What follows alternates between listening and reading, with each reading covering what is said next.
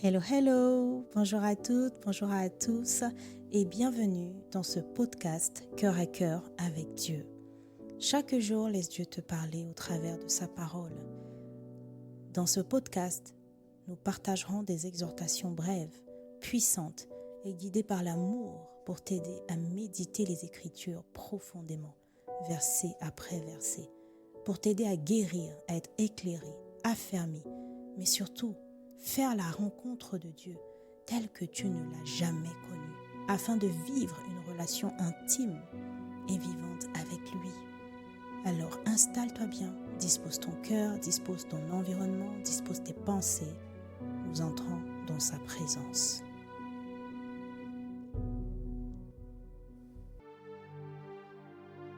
Hello, hello, bien-aimé. Je suis dans la joie comme d'habitude. Mon cœur est en paix par la grâce de Dieu, car nous avons une nouvelle opportunité de plonger les regards dans les Écritures. Nous sommes en vie et nous sommes encore attirés dans sa présence parce que si tu écoutes ce message, c'est que tu es fidèle. Parce que le Seigneur a à te dire, c'est que tu as eu la grâce d'être attiré dans ce message, dans notre rendez-vous. Alors, nous voulons bénir le Seigneur pour ce qu'il nous dit au travers de chaque exhortation. Seigneur, nous te rendons grâce et nous t'invitons encore pour ce message. Nous ne savons pas ce que nous devons changer, nous ne savons pas ce qui t'attriste, ce que nous faisons, nous ne savons pas ce qui se passe dans le monde invisible. Mais nous savons une chose, c'est que toi, tu sais tout sur toute chose et que nous avons besoin de toi. Selon Jean 15 au verset 5, sans toi, nous ne pouvons rien faire. Alors Saint-Esprit, même la capacité de comprendre, de pratiquer, de retenir la parole, même la capacité pour moi d'exprimer, de dire, d'être un instrument, c'est toi qui fais toutes choses. Cette capacité, c'est toi qui me la donnes. Alors, viens ouvrir les yeux de mon cœur, viens ouvrir mon intelligence, viens ouvrir notre intelligence, nos cœurs, et viens inspirer toutes choses, viens prendre le contrôle de mes pensées, des pensées de mon frère, ma soeur qui écoute ce message, afin que nous puissions saisir les profondeurs de ta parole, afin que nous puissions capter, recevoir, accepter ce que tu veux nous dire pour la gloire de Jésus. Amen. Le titre de mon message aujourd'hui est « Ton passé au service des autres ». Ton passé au service des autres. Nous allons lire la parole en version Nouvelle Français courant dans le livre d'Exode, chapitre 22, verset 20 et chapitre 23, verset 9. Tu ne maltraiteras pas et tu n'exploiteras pas les immigrés installés chez vous. Rappelez-vous que vous étiez aussi des immigrés en Égypte. Exode 23, 9. N'opprime pas les immigrés installés chez toi. Vous savez bien ce qu'ils éprouvent, puisque vous avez été vous-même des immigrés en Égypte. Alors, vous voyez, bien aimé, ici, le Seigneur continue de partager ses exigences, ses instructions. Il continue finalement de partager, de révéler son cœur. Et aussi, voilà, de partager indirectement ou directement son besoin de justice, sa manière de fonctionner, sa manière d'être.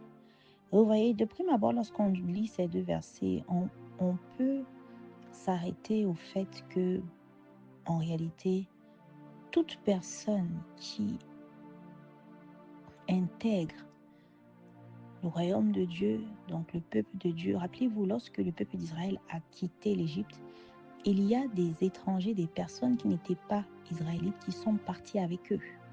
Il y a des personnes qui les ont suivis. Ils ne sont pas sortis seuls. Les gens ont vu les miracles et le prodige et ils ont eu la grâce. En tout cas, c'était une grâce. Ils sont partis avec eux, ils les ont suivis. Ça veut dire qu'ils ont dû se soumettre, en tout cas, à leur mode de vie, parce que le Seigneur avait donné bien des instructions à Moïse et au peuple que l'étranger, l'immigré, même jusqu'à la servante, devra se soumettre à certaines règles comme notamment la circonscription, la fête des pains sans levain, etc. Alors, vous voyez ici, bien-aimés, on pourrait rester uniquement sur le fait que les immigrés qui pourraient venir chez nous ou les personnes étrangères à notre communauté ou des personnes qu'on pourrait accueillir chez nous temporairement ou permanemment, qu'on ne doit pas les maltraiter, qu'on ne doit pas les exploiter. On pourrait s'arrêter là. Mais l'Esprit m'a interpellé sur un message plus profond. Oui, nous devons bien traiter les autres. Parce que ça, c'est le premier message de prime abord. Bien traiter les personnes qui ne sont pas enfants de Dieu. Bien traiter les personnes qui ne sont pas du royaume. Bien traiter les personnes, en tout cas, qui viennent d'arriver et qui décident de s'installer avec nous. Les personnes avec qui nous vivons, qui ne partagent pas notre foi. Les personnes qui quittent un lieu pour nous rejoindre dans le lieu où nous habitons. Dieu nous demande simplement ici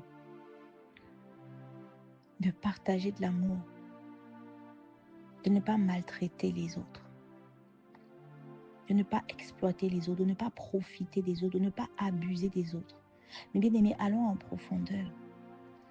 Là où ça m'a interpellé, c'est justement au chapitre 23, au verset 9, où il dit « Vous savez bien ce qu'ils éprouvent, puisque vous avez été vous-même des immigrés en Égypte. » Et puis regardez au verset 20 d'Exode 22, il dit « Rappelez-vous que vous étiez aussi des immigrés en Égypte. » Ça veut dire que Dieu met l'accent ici quand même sur le fait qu'on se rappelle, sur le fait qu'on n'oublie pas, sur le fait qu'on regarde à notre passé, sur le fait qu'on regarde d'où on vient, sur le fait qu'on se rappelle ce qu'on a vécu, ce qu'on a ressenti, ce qu'on a subi, ce qu'on a traversé, ce qu'on a surmonté. Et il veut faire le lien entre ce passé, ces expériences et notre relation avec les gens aujourd'hui.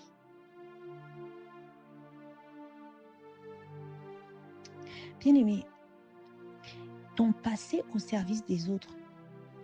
Ici, Dieu leur dit, rappelez-vous que vous étiez aussi immigrés. Ne les maltraitez pas, ne les exploitez pas, ne les opprimez pas, parce que vous savez ce qu'ils éprouvent. Alors le message aujourd'hui est simplement de nous rappeler que les expériences que nous avons vécues, les détresses que nous avons vécues, en réalité, sont pour changer notre attitude, changer notre caractère, sont pour nous donner la manière dont on doit se comporter aujourd'hui avec les personnes que nous rencontrons, avec les personnes que nous hébergeons, avec les personnes avec lesquelles nous connectons, avec les personnes avec lesquelles nous vivons. Au-delà de ne pas oublier son passé pour ne pas faire preuve d'ingratitude et pour être toujours dans l'action de grâce, bien aimé, Dieu n'aime pas qu'on oublie. Pourquoi? Aussi, parce qu'en oubliant, on rate le but qui est lié à la justice, à l'aide, au soutien, à l'amour qu'on pourrait partager avec une personne avec laquelle on connecte dans le présent. Notre passé ne nous est pas seulement utile pour rappeler notre mémoire et point, non. Notre passé ne nous est pas seulement utile pour ne pas oublier l'autorité de Dieu ou alors pour ne pas être ingrat, non. Notre passé nous sert aussi pour guider, dicter, orienter nos paroles, nos pensées, nos attitudes vis-à-vis des autres aujourd'hui. Ça veut dire qu'à cause de ton passé, non, plutôt grâce à ton passé, Dieu peut te faire rencontrer une personne qui a vécu ce que tu as vécu. Regardez, les Égyptiens ont vécu l'esclavage. Ils ont été immigrés. Ils savent ce que c'est que d'être immigré. Et Dieu leur dit, n'oubliez pas, vous savez ce que c'est que d'être immigré. Alors traitez-les comme vous auriez aimé être traités. Ça veut dire que je ne sais pas ce que tu as traversé. Si c'était un abus, si c'était du rejet, si c'était de l'abandon, si tu l'as vécu enfant bien-aimé, ne reproduis pas cela aujourd'hui. Que ce soit avec un collègue, que ce soit avec un ami, une amie, ou que ce soit avec tes enfants. Parce que Dieu te dit aujourd'hui, tu as vécu cela, tu as été dans cette situation, alors comment peux-tu reproduire cela? Ah, j'ai horreur de l'oubli. L'oubli est la source de tellement de maux et de destruction. L'oubli détruit tout. L'oubli détruit le plan de Dieu. L'oubli détruit la volonté de Dieu. L'oubli détruit l'amour. L'oubli détruit les destinées. Mais sachons comment utiliser notre capacité à ne pas oublier. Parce que ne pas oublier ne sert pas seulement à faire monter des actions de grâce. Non, ça va au-delà. C'est déjà excellent si on peut se rappeler. Mais l'Esprit m'a interpellé sur le fait que non, aujourd'hui, bien-aimés, nous devons nous questionner sur nos détresses parlent, nos détresses enseignent, nos souffrances, les situations difficiles qu'on a pu vivre. Elles ont été vécues pour les autres, pour sortir les autres d'une situation, pour éviter cela à quelqu'un. Parce que nous, positionnés dans la vie de quelqu'un qui était censé subir cela, Dieu dit, je pose mon enfant là. Et il sait ce que c'est que de vivre cela. Et mon enfant ne vivra pas cela à cause de ce que je l'ai précédé avec une personne qui sait, qui a subi et qui le gardera, lui, de subir la même chose. Est-ce que nous faisons partie des personnes qui, parce que nous avons été maltraités par nos belles-mères, maltraitons nos belles-filles? Est-ce que nous faisons partie des personnes qui, parce que nous avons été dévalorisés, humiliés par nos parents, humilions nos enfants? Ah, Satakaribashata, ce n'est pas la volonté de Dieu, bien-aimé. Oui, peut-être tu as déjà été convaincu de péché, de justice et de jugement de ta manière de te comporter avec X à cause de ce que tu as vécu et que tu n'arrives pas à t'en débarrasser. Mais je viens juste te donner une confirmation aujourd'hui qu'en effet, ce n'est pas la volonté de Dieu. Parce qu'en réalité, peut-être que tu prends le sujet, le problème d'un mauvais angle. Aujourd'hui, peut-être tu te dis c'est le diable. Aujourd'hui, peut-être tu te dis tu es incapable. Mais le sang de Jésus a été versé pour que tu n'aies plus à subir cela. Jésus est passé par là pour que tu n'aies plus à passer par là. Aujourd'hui, je viens te partager ce message avec un regard différent. Ne regarde plus cette chose que tu fais subir aux autres parce que tu l'as subi. Attends, pendant que je parle, l'Esprit m'interpelle. Peut-être qu'il y a quelqu'un qui écoute ce message qui n'est même pas encore conscient, en fait, qu'il est en train de faire subir à quelqu'un quelque chose qu'il a subi. Bien-aimé, aujourd'hui, le Saint-Esprit t'interpelle. Examine-toi, examine tes actes, examine tes réactions, examine tes décisions. Est-ce que tu décides et tu réagis sur la base de ce que tu as subi? Ou est-ce que tu décides et tu réagis sur la base de l'amour que tu as reçu? Et si tu penses que tu n'as pas d'amour, tu n'as pas reçu d'amour, bien-aimé, tourne le regard vers la croix.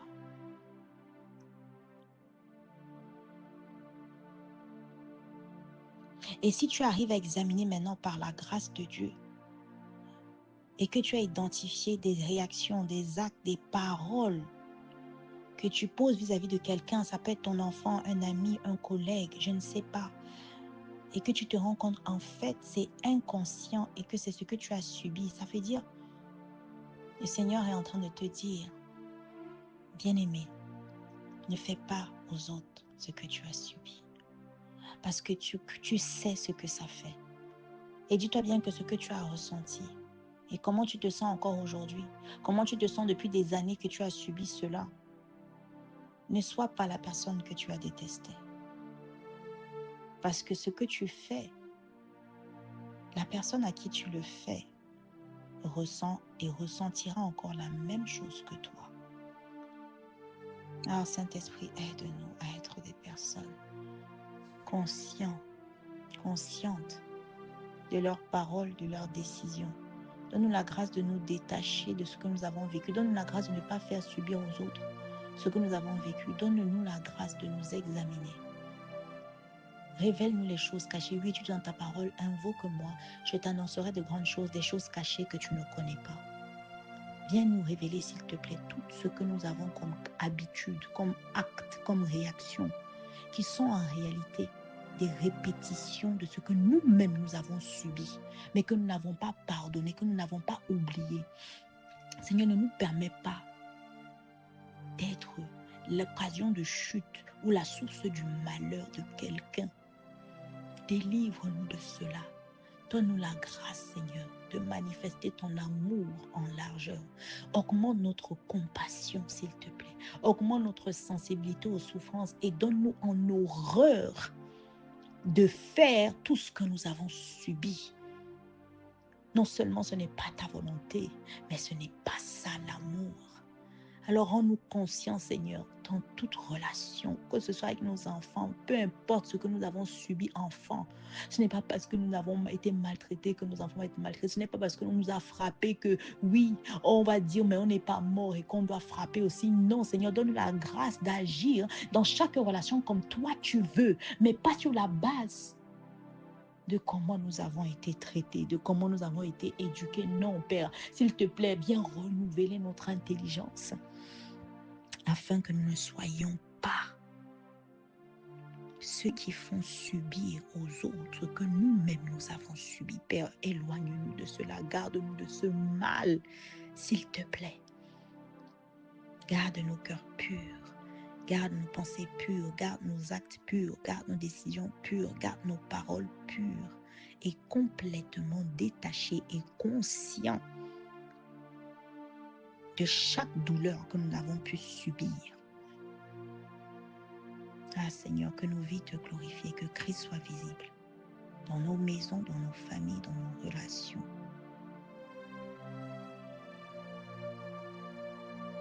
Seigneur, donne-nous la grâce de ne pas maltraiter les étrangers. Donne-nous la grâce de ne pas les opprimer, de ne pas les exploiter. Toute personne qui ne fait pas partie de notre communauté, donne-nous la grâce de les aimer comme toi. Donne-nous la grâce de les préserver de tout mal, connu ou inconnu, que nous avons vécu ou que nous avons vu vivre. Seigneur, rends-nous sensibles, sensibilise-nous à tous les témoignages et donne-nous la grâce de ne pas répéter cela, même si ce n'est pas quelque chose qu'on a vécu, mais que nous puissions traiter les étrangers, les immigrés, ou toute personne avec qui nous connectons, c'est-à-dire notre prochain, y compris nos enfants, avec amour, Seigneur. Prends le contrôle, s'il te plaît, et que ton nom soit glorifié, Jésus. Au nom de Jésus, nous avons prié avec foi et avec action de grâce.